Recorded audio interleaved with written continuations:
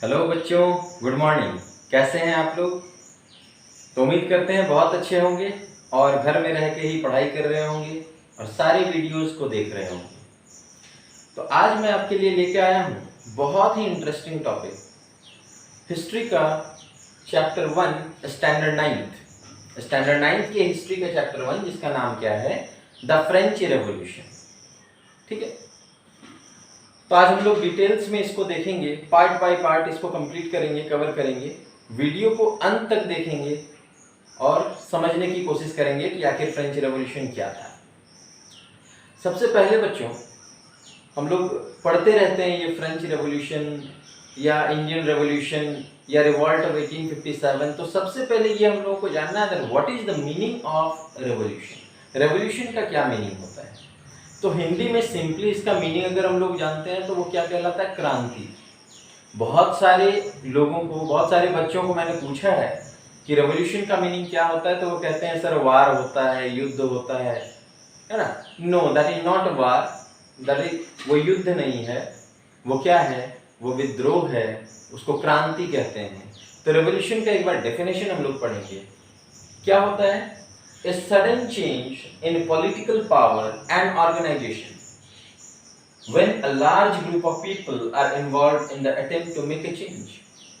A sudden change मतलब क्या कि बहुत दिन से चली आ रही व्यवस्था जो है उसमें अचानक से जो है बदलाव आ जाता है। और ये कब आता है?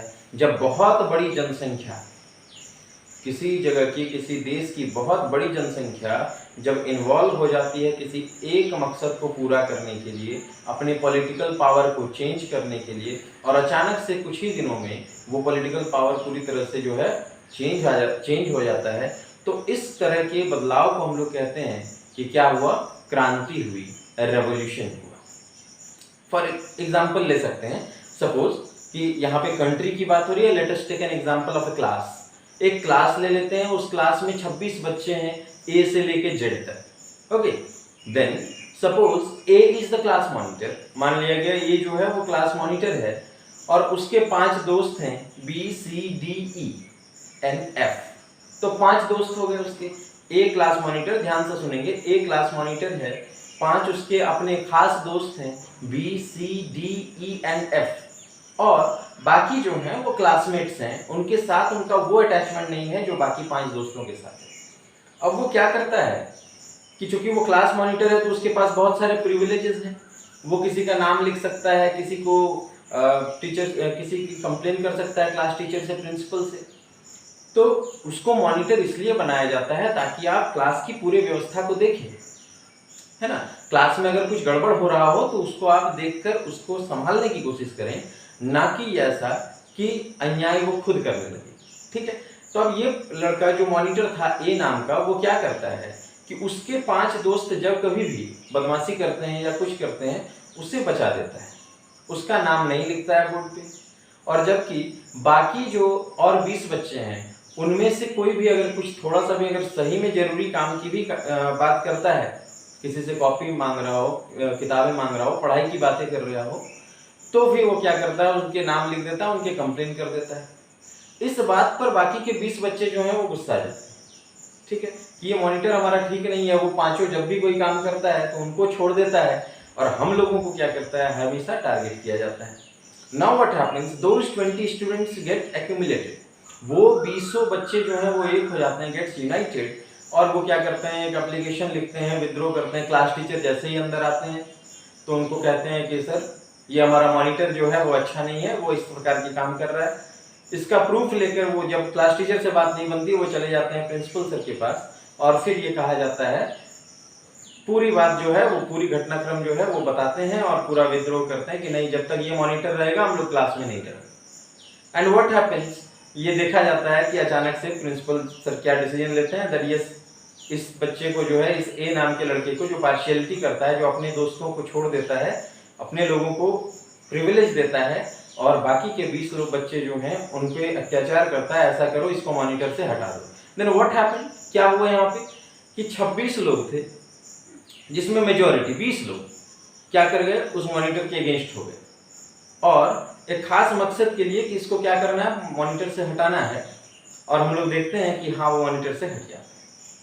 ठीक है, सो दिस इज रेवोल्यूशन, यही रेवोल्यूशन है। ये छोटा एग्जाम्पल था, इसी चीज को हम बड़ा करके देख सकते हैं कि ये रेवोल्यूशन में होता क्या है। फिर से एक बार ध्यान रखेंगे कि रेवोल्यूशन में होता क्या है। जब बहुत बड़ी जनसंख्या जो है किसी खास मकसद को अटेन करने के लिए एकजुट हो जाती है और पॉलिटिकल पावर को वहां से हटाने के लिए ठान लेती है और वो बहुत जल्दी में बदल जाता है, then that kind of change is called revolution. इसी को क्या कहा जाता है? रेवोल्यूशन कहा जाता है। ओके, नाउ अब सवाल आता है व्हाई फ्रेंच रेवोल्यूशन? भारत में रहने के बाद हम क्यों फ्रेंच रेवोल्यूशन पढ़े? ओके,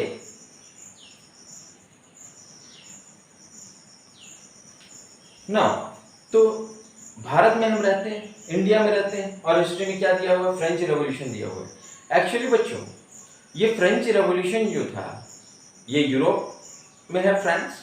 तो ये फ्रेंच रेवोल्यूशन जो है वो इसके आउटकम जो हैं ये इतने अच्छे आउटकम थे कि ऑल ओवर वर्ल्ड इसका इम्पैक्ट पड़ा। ठीक है, फ्रांस में एक इम्पैक्ट अलग पड़ा, पूरे यूरोप में उसका इम्पैक्ट अलग पड़ा और पूरे वर्ल्ड में इसका इम्पैक्ट पड़ा। इससे पहले ये सारे कंसेप्ट जो हैं वो पूरे वर्ल्ड में थे ही नहीं। ठीक है, ये फ्रेंच रेवोल्यूशन जो है उसके बाद जो है ये सारी चीजों को अटेन किया गया। तो क्यों हम लोग पढ़ते हैं? तो ये पहली बार था फ्रेंच रेवोल्यूशन।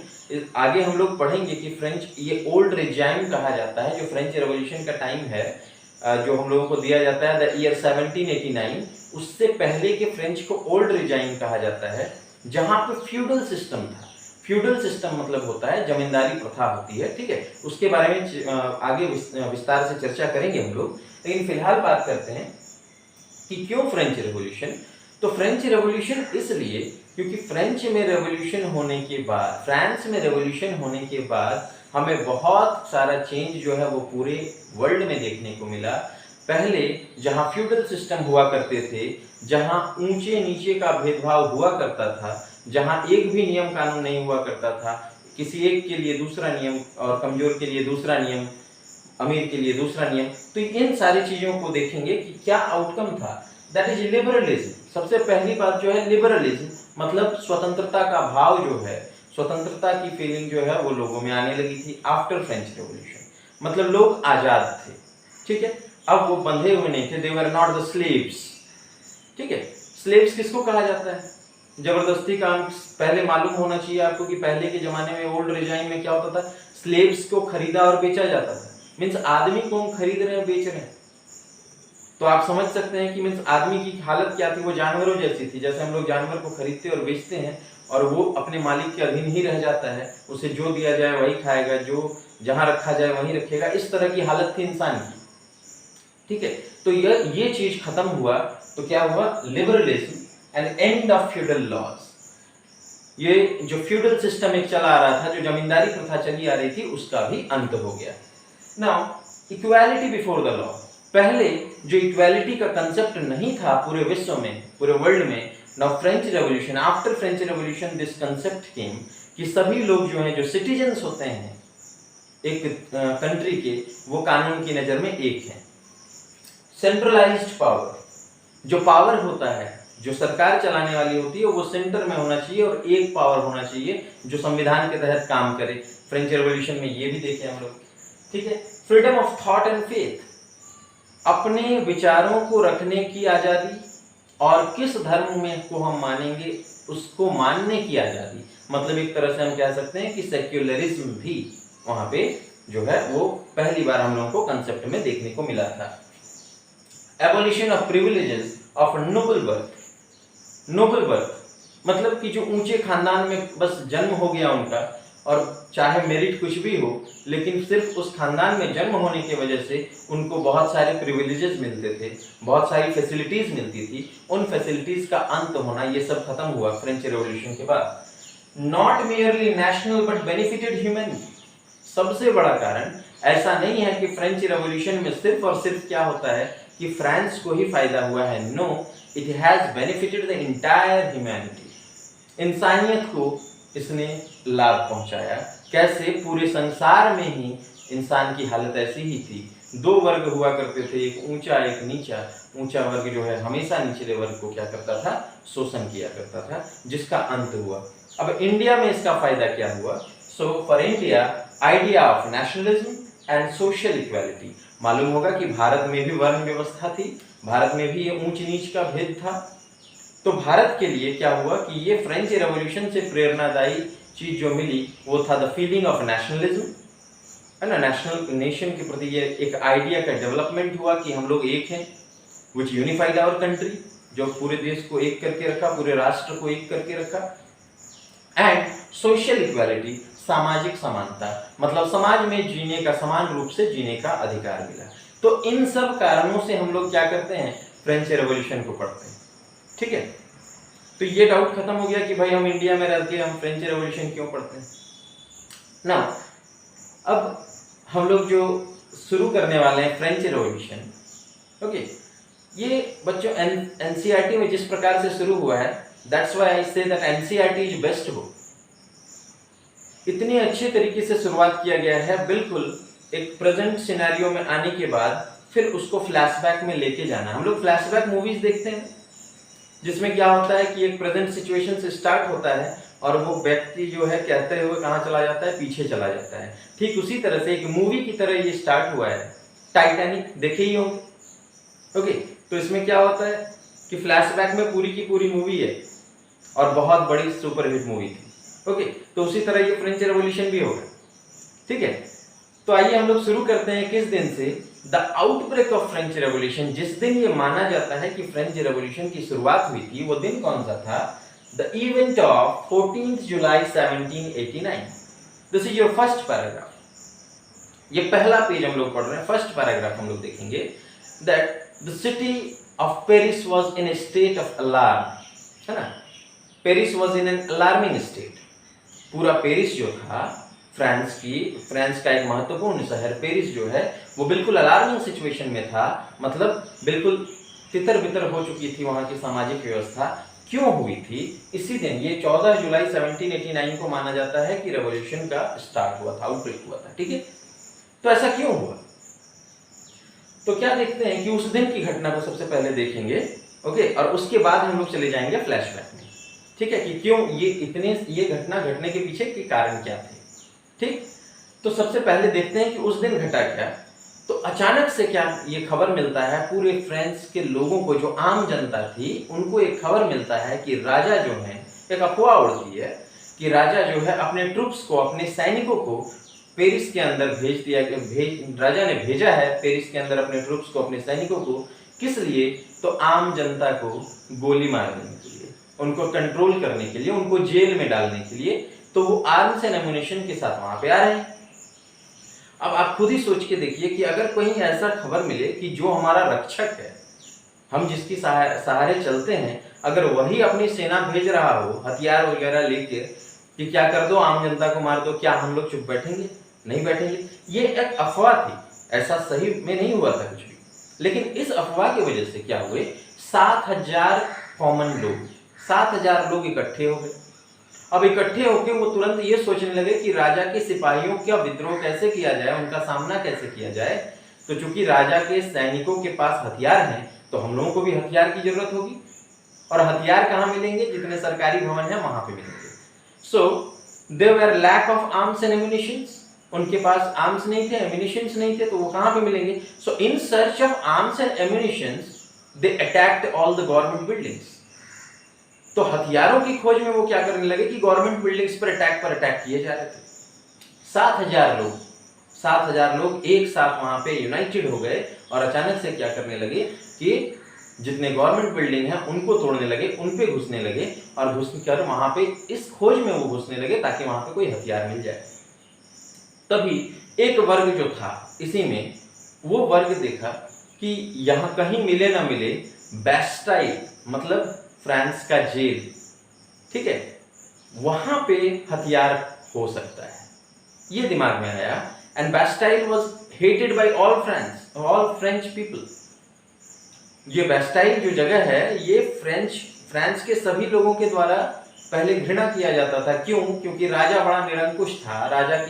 राजा जो है वो बहुत जितने भी प्रकार के कहें कि अत्याचारी निर्णय जितने लिए जाते थे वो वेस्टाइल से लिए जाते थे। जो लोग उनका विरोध करते थे उनको वेस्टाइल में डाल दिया जाता था। वेस्टाइल क्या था? वो फ्रांस का जेल था। ठीक है, राजा के विरुद्ध कोई भी बोले तो उसको उठा के जेल में डाल दिया जाता था। तो अब ये लोगों को लगने लगा, इन लोगों को लगने लगा कि वहां पे बेस्टाइल में कहीं ना कहीं बहुत ज्यादा हथियार जमा होंगे और सभी लोग टूट पड़ते हैं कहाँ पे? उस फोर्ट्रेस बेस्टाइल में। और वहां जाकर सबसे पहले जेल के जो कमांडर थे उनको मार देते हैं। और वहां पे ऐसा लगता है कि बहुत सारे लोग जो है जेल के अंदर होंगे, पर मिलते कितने? सिर्फ 7 लोग। Only 7 prisons were there। सिर्फ 7 prisons थे वहां पे। And no arms and ammunitions were there. हथियार भी वहां पे नहीं रखे हुए थे। तो इनकी खोज बेकार हो गई। और इस गुस्से में भी इन लोगों ने क्या कर दिया, क्योंकि गुस्सा तो था ही पहले से ही राजा के खिलाफ, और गुस्से में क्या कर दिया इन लोगों ने? पूरे बेस्टाइल को ही तोड़ दिया। और बेस्टाइल को तोड़ने के बाद, ऑल्दो ये फर्स्ट पैराग्राफ में एक क्वेश्चन आता है, that why people hated Bastille, क्यों लोग जो है बेस्टाइल से घृणा करते थे। तो याद रखेंगे कि यहाँ पे क्या हो रहा है कि बेस्टाइल से सारे निर्णय जो हैं जितने पहले ये समझ लिया जाए कि फ्रांस में राजा राज करते थे। It was absolute monarchy. और राजा जो है, राजा का निरंकुश शासन था। राजा को जब मन करता था वो तब कोई ना कोई निर्णय ले लेते थे और उनको बोलने वाला कोई नहीं था कि क्या सही है क्या गलत है। इस तो वो जितने भी अत्याचारी निर्णय होते थे, जब उनके वैसे निर्णय जो समाज के लिए बुरा होगा उसके विरुद्ध कोई बोलते थे, उनको उठा के ले जाके जेल में डाल दिया जाता था। और वो जेल कौन सा था? बेस्टाइल। ठीक है, तो उस बेस्टाइल को इसलिए लोग घृणा करते थे क्योंकि वहां पे किसको रखा जाता था? वहां पे उनके खिलाफ बोलने वालों को रखा जाता था। ठीक है, तो बेस्टाइल को तोड़ दिया गया। जब वहां पे कुछ नहीं मिला तो बेस्टाइल की एक एक चीज को क्या कर दिया गया? बाजार में नीलाम कर दिया गया कि इसको याद के तौर पर, निशानी के तौर पर हम लोग क्या करेंगे? अपने घर में रखेंगे कि हमने बेस्टाइल तोड़ा था। ठीक है, कभी कभी हम लोग ये काम भी करते हैं कि कुछ अच्छा काम करते हैं। उन लोगों को लग रहा था कि बेस्टाइल तोड़कर हमने बहुत बड़ा काम किया, और कुछ अच्छा काम करते हैं तो उसका निशानी रखते हैं। और बेस्टाइल तक को तोड़कर क्या कर लिया? बेस्टाइल को उसको बाजार में नीलाम कर दिया। उनकी उसकी एक एक ईंट, एक एक पत्थर जो है वो लोग खरीद कर ले गए निशानी के तौर पे। Okay, now attack on government building, ये देख लिए थे हम लोग। क्यों अटैक हुआ था? For arms and ammunitions. Demolishing of Bastille, Bastille को तोड़ दिया गया। राइट्स, हर जगह पे क्या हो रहा था? दंगे फसाद जो है वो हो रहे थे। ओके, नाउ ये था पहला सिचुएशन, ये था पहला सीन। ये एक तरह से आपके सामने आ जाना चाहिए कि क्या सिचुएशन हो रहा होगा पूरे शहर में। राजा उधर से सिपाही भेज रहा है, 7000 लोग एक साथ जुड़े हुए हैं, सभी क्या कर रहे हैं? डर का माहौल हर जगह है। हथियार ढूंढने के लिए क्या करते हैं कि गवर्नमेंट बिल्डिंग्स में अटैक करते हैं, और फाइनली क्या करते हैं? वहां का सबसे बड़ा प्रिजन जो है बेस्टाइल को तोड़ देते हैं। और तोड़कर वहां पे क्या किया जाता है? उसकी सारी चीजों को बेच दिया जाता है। जो 7 कैदी थे उनको आजाद कर दिया जाता है। बेस्टाइल का जो कमांडर था, जो जेलर था, उसको मार दिया जाता है। और साथ ही साथ दंगे फसाद होने लगते हैं, जिसमें ये 7000 लोग किसको मारते हैं? वैसे लोगों को जो सरकार की तरफ से बोलते थे। ठीक है, उनके साथ दंगा फसाद होने लगता है। अब सवाल यहाँ पे ये आता है कि 14 जुलाई 1789, 14 जुलाई 1789, ऐसा क्या कारण था कि इस दिन ये चीज भड़क पड़ा? ठीक है, तो मैं पहले भी बता चुका हूं कि कभी भी कोई रेवोल्यूशन हो, कभी भी कोई क्रांति हो, ये एक दिन में नहीं भड़कता, उसके पीछे बहुत बड़े बड़े कारण होते हैं। अब आते हैं हम लोग किसमें? फ्लैशबैक में, फ्रेंच की सोसाइटी। इसके लिए हम लोगों को जानना जरूरी है कि आखिर फ्रांस में हो क्या रहा था, क्यों लोग इतने गुस्से में थे कि अचानक से एक अफवाह मात्र से क्या कर बैठे कि इतना सारा जो है काम कर बैठे, रिवॉल्ट कर बैठे।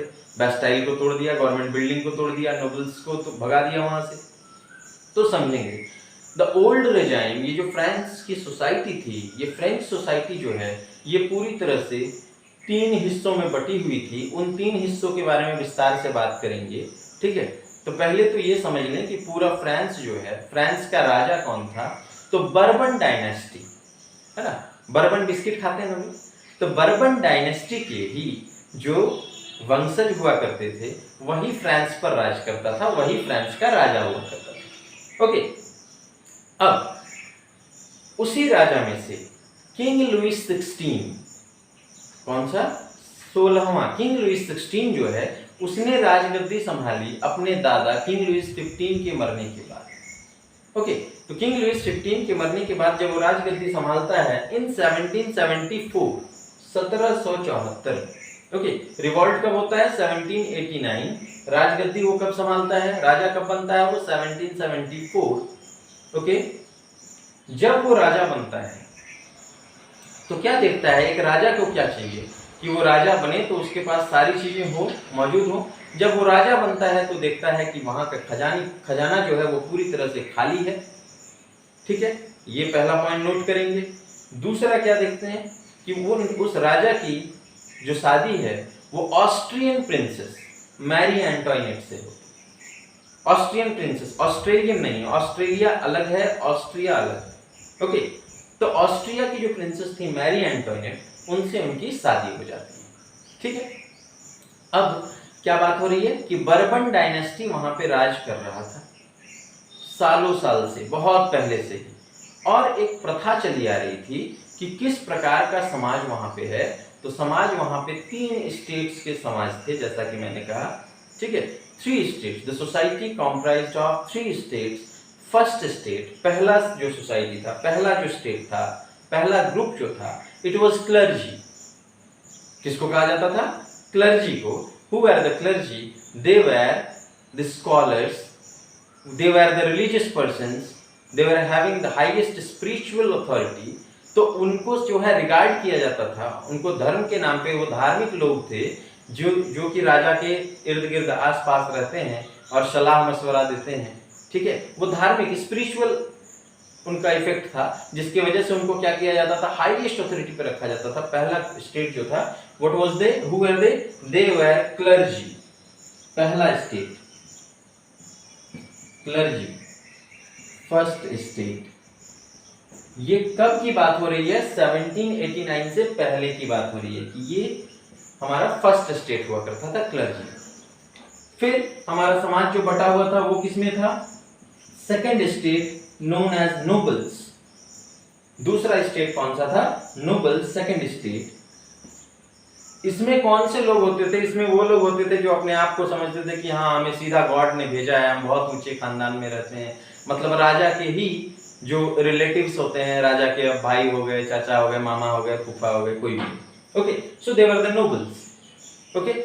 And next one was the third state, that is middle class. इसको क्या कहा जाता था, मिडिल क्लास। और मिडिल क्लास फिर इन टर्न 3 हिस्से में बटा हुआ था। मिडिल क्लास में जो पहला हिस्सा हुआ करता था वो था रिच बिजनेसमैन, है ना, क्राफ्ट्समैन, लॉयर्स, टीचर्स, फिलोसोफर्स, ये थे पहले मिडिल क्लास में जो सबसे टॉप ऑर्डर में थे। उसके बाद वाले में क्या थे, उसके बाद वाले में थे कि पीजेंट्स, है ना, good peasants, rich peasants and artisans. और सबसे लोअर क्लास में कौन था, दे वर द पुअर पीजेंट्स। सबसे गरीब जो पीजेंट्स होते हैं वो थे, ओके। तो अभी हम लोग ये डिस्ट्रीब्यूशन एक बड़े रफ तरीके में देखें, इसको बहुत डिटेल्स में जानना है हम लोगों को, ओके। बहुत डिटेल्स में जानेंगे कि आखिर ये 3 स्टेट थे, 3 स्टेट में ऐसी क्या क्या घटना घटी, 3 स्टेट में किस प्रकार का भेदभाव था जिसके कारण लोग इतने उग्र हो गए थे। जो उग्र हो गए थे वो कॉमन पीपल थे, मिडिल क्लास के लोग थे, ठीक है। तो उन पर किस प्रकार से उनका शोषण हो रहा था, जिसकी वजह से वो लोग इतने ज्यादा उत्तेजित हो गए और finally on 14 July 1789 they stormed Bastille, ठीक है। तो इस सामाजिक व्यवस्था को, फ्रांस की सामाजिक व्यवस्था को हम लोग देखेंगे अगले वीडियो में, ठीक है, जिस पर विस्तार से चर्चा की जाएगी। किस पर, कि फर्स्ट स्टेट जो क्लर्जी हैं, जो नोबल्स हैं और जो मिडिल क्लास हैं, उनमें क्या अंतर था, कौन प्रिविलेज्ड थे बाय बर्थ, जन्म से ही किनको किस प्रकार के अधिकार मिले हुए थे, टैक्स लेने का अधिकार किसको था और टैक्स देने वाले कौन थे, पॉपुलेशन किसकी ज्यादा थी। ये सारी चीजों को हम लोग देखेंगे अगले वीडियो में। तब तक के लिए बच्चों इसको बहुत अच्छे से देखना है, इसको बस एक फ्लैशबैक स्टोरी की तरह हम लोग समझेंगे कि ये क्या है, क्या चल रहा है। एक फ्लैशबैक स्टोरी चल रहा है कि 1789 में, 14 जुलाई 1789 में ये सारी घटनाएं घटी। लोग राजा के खिलाफ उठे, गवर्नमेंट बिल्डिंग्स को तोड़ दिया, बास्टाइल को तोड़ दिया। क्यों तोड़ा ये देखेंगे हम लोग अगले वीडियो में, ओके। सो तब तक के लिए वीडियोस को देखेंगे, और पसंद आए तो लाइक करेंगे, शेयर करेंगे, सब्सक्राइब करेंगे। Okay, thank you.